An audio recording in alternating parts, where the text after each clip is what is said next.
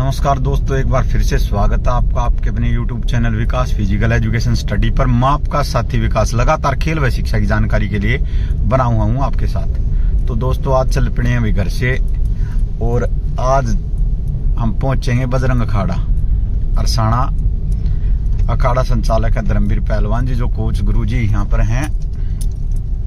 और यहाँ पर 60 से 70 बच्चे अभ्यास करते हैं, ज्यादातर छोटी एज के ही बच्चे हैं।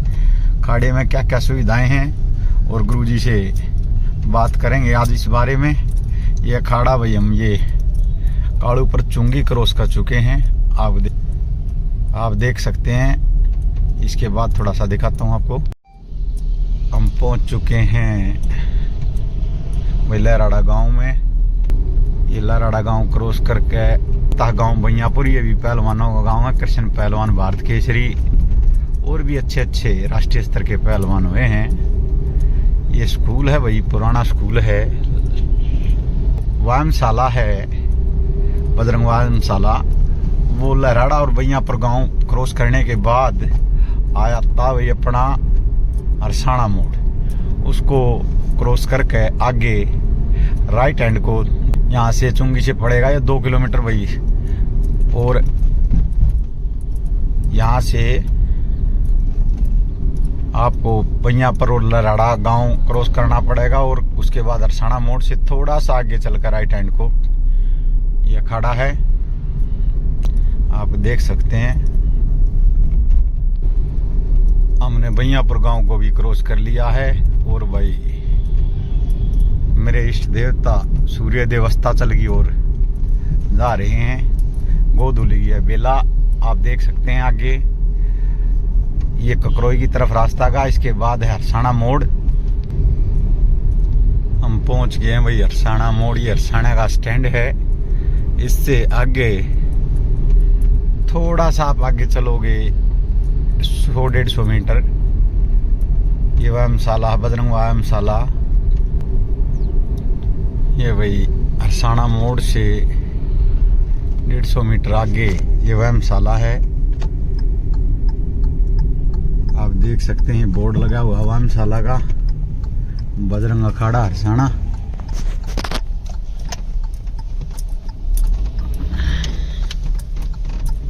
ये भाई हम आ गए हैं अखाड़े के अंदर। पेड़ पौधे हैं यहाँ पर भाई। जो अखाड़ा संचालक है धर्मवीर पहलवान जी प्रकृति से विशेष लगाव रखते हैं। और ये भाई मिट्टी का अखाड़ा, ये पहलवान यहाँ अभ्यास कर रहे हैं। भाई ये मेरा भाई है छोटा, अभ्यास करता है यहाँ पे।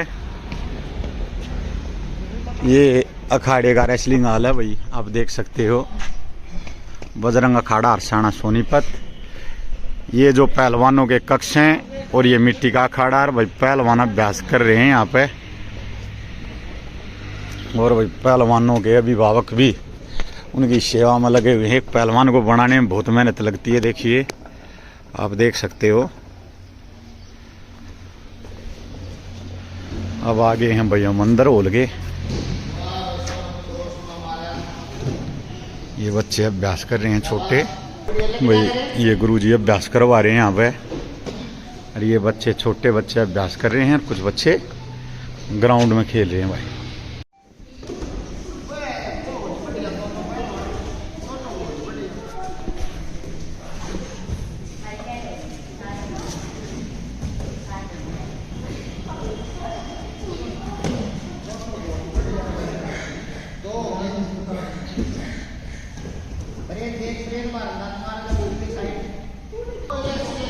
शाबाश शाबाश शाबाश चेतू, खड़ा कर गर्दन ने।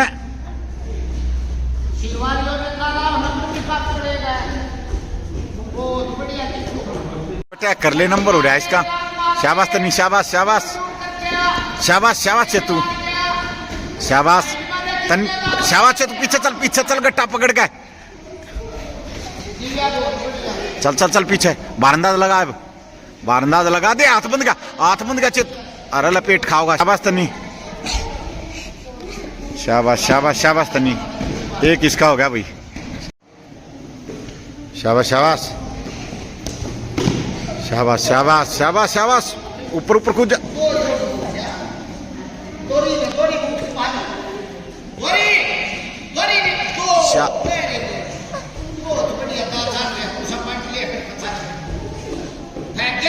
आज एक ऐसी महान शख्सियत से आपका परिचय कराऊंगा, त्याग की प्रतिमूर्ति, जिन्होंने अपना पूरा जीवन ही समाज की सेवा में लगा दिया है।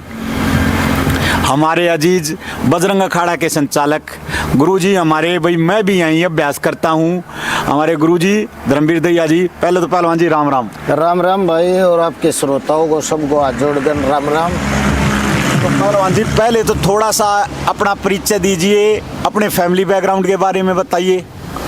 भाई मेरा नाम धर्मवीर दैया, गांव फतेहपुर है। हाँ जी। और फैमिली में हम 5 भाई हैं, एक सिस्टर है, बहन है। पहलवान जी आपको कुश्ती से जुड़ाव कहाँ से शुरुआत हुई कि भी आपने कुश्ती से जुड़ाव हुआ, कहाँ से आपको कुश्ती से की लगन लगी कि भी कुश्ती से ही जुड़ना मुझे? पहले तो मेरे गांव में होती थी, गांव की कुश्तियाँ हो जाती है, जैसे होली को, दलंडी को, वहाँ से देखते थे, हम बच्चे ही थे। फिर गांव में एक्सरसाइज करते बच्चे, वहाँ करते। फिर गांव गवांड में कुश्ती देखने जाते, वहाँ से देखा बड़े बड़े पहलवान लड़ते, वहाँ से कुश्ती का हमारे को शौक हो गया था। तो कुश्ती का वहाँ से शौक है। पहलवान जी फिर आपके गुरुजी कौन है, कहाँ कहाँ आपने अभ्यास किया और अब तक यहाँ कितने टाइम से इस अखाड़े में अभ्यास करवा रहे हो, ये बताइए थोड़ा सा अपने कुश्ती जीवन के बारे में। और फिर एक as a coach, as a guru, as ए खलीफा जो आप प्रैक्टिस करवा रहे हो उसके बारे में बताइए, और आप अपने कुश्ती जीवन के बारे में बताइए। हमारा कुश्ती जीवन तो फिर शौक था। हमारे गुरु रघुवीर उस्ताद थे रायपुरिया, इनके अखाड़े में आगे। अच्छा, रघुवीर गुरुजी आपके गुरुजी हैं? हमारे गुरुजी रघुवीर पहलवान जी हैं। और यहाँ सोनीपत अखाड़ा था उनका, कालूपुर चुंगी पे, वहाँ हमने अभ्यास किया। 5-6 साल मिले गुरुजी के। फिर गुरुजी का देहांत हो गया, तो वहाँ से फिर हमारी पहलवानी भी डाउन होगी। हम गुरुजी के पास थे, वहाँ बहुत बढ़िया अभ्यास होता था, बहुत मेहनत कराते थे। मैं सारा 40 किलो का गया था, 10वीं क्लास में था। और फिर वहाँ जाते हमारे में वजन भी ठीक हो गया था, 50-60 किलो वजन बढ़ गया था एकदम। तो और बढ़िया प्रैक्टिस करवा रहे थे गुरुजी। फिर गुरुजी स्वर्गवास हो गए, उसमें हमारी प्रैक्टिस भी छूट गई, फिर वो अखाड़ा पाट गया। आपके गुरु भाई हैं जो बड़ी बड़ी पोस्टों पर, अनेक अंतर्राष्ट्रीय आपके गुरुजी ने पहलवान दिए हैं। तो पहलवान जी फिर अखाड़ा जो अलग हो गया, उसके बाद आपका फिर एज ए कोच का जीवन शुरू हो गया। ये फिर मेरे 2 भतीजे करे थे, उनकी मेहनत करवाने लग रहे थे वहाँ पे अखाड़े में गुरुजी के पास। फिर हमने ये यहाँ पर अखाड़ा लगा लिया। ये कौन से सन में आपने शुरुआत की? ये 2002 में करी हमने शुरुआत। अब तो पहलवान जी यहाँ पर पूरी बिल्डिंग है। जिस समय हम भी अभ्यास करने आते थे, कई बार एक छोटी सी वो थी पहले हटता यहाँ पे, और आप और आपके एक मित्र थे। हाँ, जना पहलवान थे कोकाने के, वो भी अच्छे पहलवान रहे। हरियाणा पुलिस में थे, अपने वजन के 57 किलो में कुश्ती लड़ते थे, वो भी बहुत अच्छे पहलवान थे। हम दोनों ने यहाँ पे स्टार्ट किया था। पहलवान जी गृहस्थ जीवन को त्याग कर ये समाज सेवा का और आजीवन ही का ये व्रत रखा, क्या मानसिकता थी, क्या कारण रहे इसके? बस कुश्ती तो प्रेम इतना था, और मैं चाहता था कि हमने जो कर पाए, जो गुरुजी ऐसे सीखा हमने, हम इन बच्चों को दें और देश के लिए अच्छे पहलवान तैयार करें। और यहाँ देहात से फिर छोटे छोटे बच्चे आए, और वो नेशनल लेवल तक और अंतर्राष्ट्रीय स्तर तक पहुँच गए। पहलवान जी आप ये बताइए थोड़ा सा, आपके जो स्टूडेंट रहे हैं जिनकी अच्छी उपलब्धियाँ रही हैं, थोड़ा सा उनके बारे में बताइए, कौन कौन रहे? जो हमने शुरुआत करी, जो शुरू के बच्चे थे, उनमें तो ज्ञानेंद्र है जो आर्मी में अभी उसका गोल्ड मेडल भी आया है। वो थे सीनियर नेशनल में अब गोल्ड मेडल, और एशियन गेम्स भी खेले हैं। एशियन गेम में भी मेडल, अभी एशियाड भी खेल के आए थे, और एशिया चैंपियनशिप में मेडल हैं उसके को 15-20 टूर हो चुके हैं, मेडल भी बहुत हो रहे हैं। तो वो थे शुरुआत के हमारे। फिर 70 साल में जा रहे हैं। आशीष पहलवान है, विशाल है, एक मोनू है मेरे गांव का, उसका भाई है, मोगली कहते हैं उसको। उसका भी एशिया चैंपियनशिप में गोल्ड मेडल आया था, और मोनू का भी एशिया चैंपियनशिप में मेडल है, और छुट्टी पे भी लड़ रहा हो। और आशीष के भी मेडल हैं एशिया चैंपियनशिप में, और उसके भाई का अंडर 15 में भी गोल्ड मेडल है, चाइना में होया था। और एक मेरे गांव की लड़की करती है, वो भी एशिया चैंपियनशिप में सिल्वर मेडल लेकर आई थी 2018 में। और एक प्रतीक पहलवान था, वो भी नेशनल में गोल्ड थे, उसके भी कई बच्चे आर्मी में भी लग गए।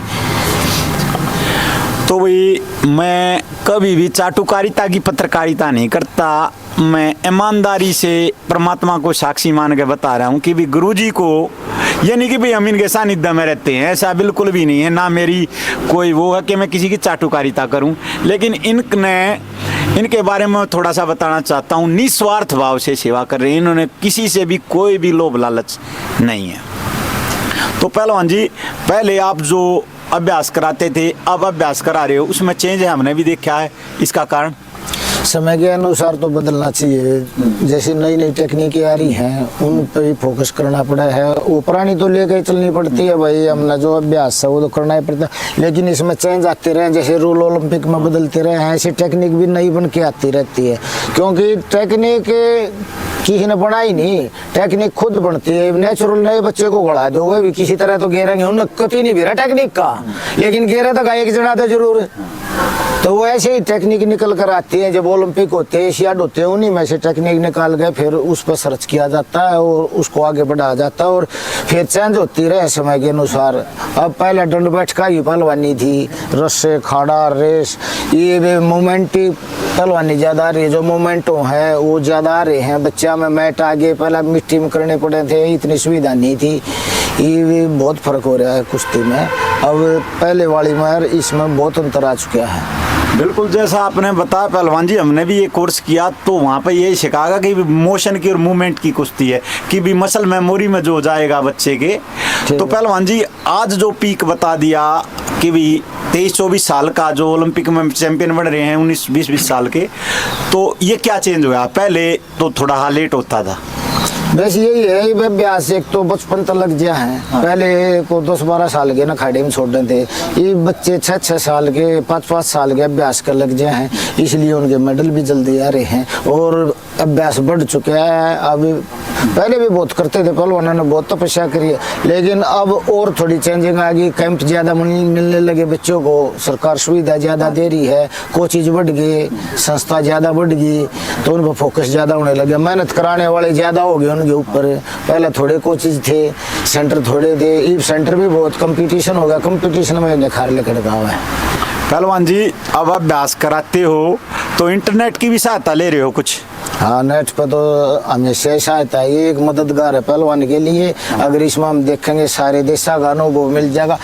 कैंप लगाते थे वो अनुभव लेने के लिए लगा हुआ है, अखबार भेज रखे हैं पहलवान, ये घर में आ रही है सारी टेक्नोलॉजी। देखो उसने पहलवानों को तो हमेशा देखनी चाहिए, ये लेटे लेटे जब हम बता रहे हैं, जब देख कर करते हैं तो वो तो नेट पर सर्च करो, अच्छे अच्छे जो गोल्ड मेडलिस्ट पहलवान हो कैसे अभ्यास कर रहे हैं, क्या खा रहे हैं, उनके सारा सर्च करो, आपको फ्री मिल रहा है ये काम। तो पहलवान जी बिल्कुल अपडेट रहते हैं इंटरनेट पर, जो विश्व स्तर पर आज की जो कुश्ती है उससे ही जुड़े हैं। तो पहलवान जी, अब कितने बच्चे अभ्यास कर रहे हैं आपके पास? 50-60 बच्चे कर रहे हैं अभ्यास। अभी छोटी पौध लगी है कोरोना के बाद, कोरोना से पहले के कुछ तो भर्ती हो गए, कुछ उसमें ऐसी परिस्थिति आई छोड़ गए इस गेम ने, जो अच्छे हो रहे थे नेशनल लेवल के थे, बेचड़ गए जाए पाछा अपने काम धंधा में लग गए, तो गड़े अभ्यास छूट गया। अभी ये नई पौध लग रही है, इनमें अभी प्राइमरी में आए हैं 3-4 बच्चे हो गए मेडल, एक का गोल्ड आया, 2 सिल्वर आए हैं, और एक अंडर 14 में सिल्वर आया है, और एक जूनियर में ये शीशा गांव में हो रहा था, अभी एक लड़की फर्स्ट हो रही है हमारे गांव की पिंकी है जो, और अभी सीनियर में आया है विजय पहलवान का कांस्य पदक है, और एक जूनियर में आया है 92 किलो में कांस्य पदक आया उसका भी। अभी मिर्चपुर हो रहा था जो कंपटीशन, और ये खेवड़ा में सीनियर का हो रहा था, यहाँ पे भी विजय पहलवान ने कांस्य पदक जीता है। अब ये ठीक चल रहे हैं बच्चे, और आगे भी और ज़्यादा पौध निकल कर आ रही है। 2-4 साल में ये भी बेचारे आगे मेडल जीतेंगे और लग रहे हैं अपनी प्रैक्टिस के। तो भाई बता देना चाहता हूँ आपकी जानकारी के लिए, जो बिगनर हैं जो रेसलिंग आरंभ करते हैं, कहीं भी छोटे बच्चों को इतना टाइम नहीं दिया जाता जितना पहलवान जी अपना समय दे रहे हैं, और समय देना बहुत ही बड़ी बात है।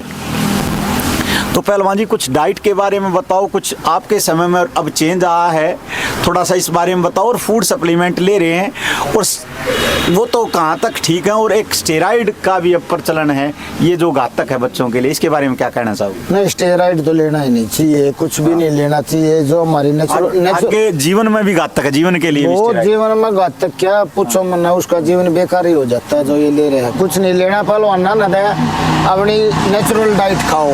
घी है, दूध है, ये मांस रस बोलते हैं दूध को।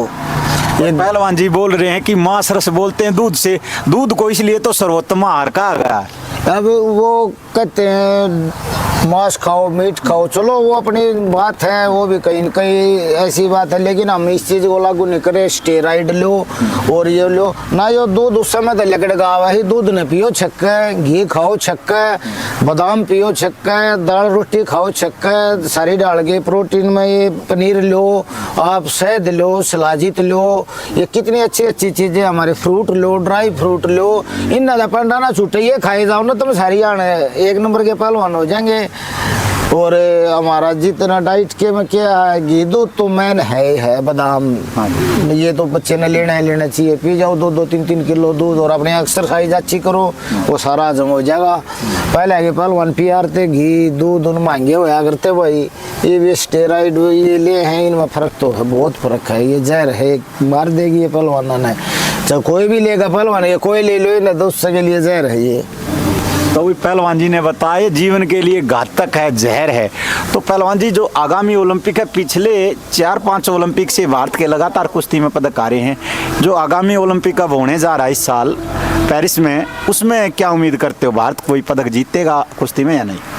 हमारे तो यकीन है जरूर जीतेगा, लग रहे हैं बहुत पहलवान मेहनत कर लग रहे हैं, कोई इनको पदक जरूर लेगा होगा हमारे देश में। और अब पहलवानी ग्रोथ पे हमारे देश की तो एक नंबर की पहलवानी चल रही है, और मैं तो ये कहूँगा पहलवाना और मेहनत करो और भाई देश को पदक दिलाओ। पहलवान जी एक लड़की है, सबसे कम उम्र में ही अर्जुन अवार्ड मिला है, सुभाष पहलवान जी, और उनको 19 साल की। अब वो ओलंपिक के लिए क्वालिफाई कर गई है अंतिम पंगाड़, और उसका विश्व चैंपियनशिप में मेडल है, उससे क्या उम्मीद रखते हो आप? हम उम्मीद करते हैं बिटिया गोल्ड मेडल लेगा हुआ देश के लिए, और वो मेहनत भी अच्छी कर रही है, उसने रिजल्ट दिया है, सरकार ने उसको अर्जुन अवार्ड दिया है, और बहुत अच्छी परफॉर्मेंस दे रही है वो लड़की, और आगे भी देती रहेगी, मेहनत करो। और कोई पहलवान जी जैसे अमन सहरावत है, रवि है और दीपक पूनिया, किन से और आप नज़र में हो कोई ऐसा कि भी जिससे पदक की उम्मीद की जा सकती है?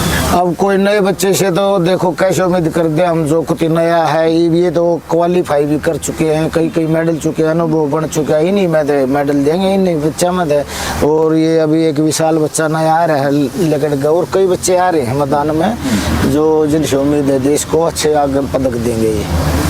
पहलवान जी आपका इतना लंबा जो कुश्ती से जुड़ा जीवन है, तो आप भाई आपका कोई एक पसंदीदा को खिलाड़ी हो, एक तो भारत का बता दीजिए और एक विदेशी बता दीजिए।